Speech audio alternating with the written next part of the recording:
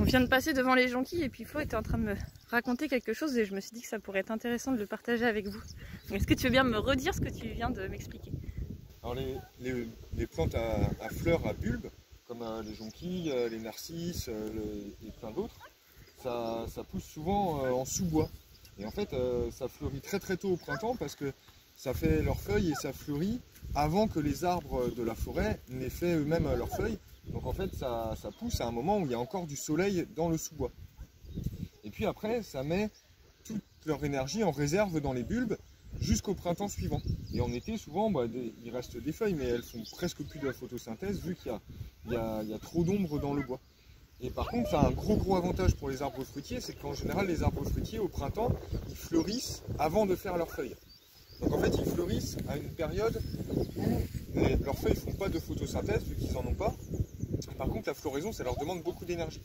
Et l'avantage de planter des bulbes au pied des arbres fruitiers, c'est qu'en fait, comme les bulbes, eux, ils se réveillent avant les arbres fruitiers, ils activent le réseau mycorhizien du sol. Et ce réseau mycorhizien peut donner à manger déjà des nutriments et faire des échanges avec l'arbre pendant que l'arbre fleurit, avant qu'il ait des feuilles.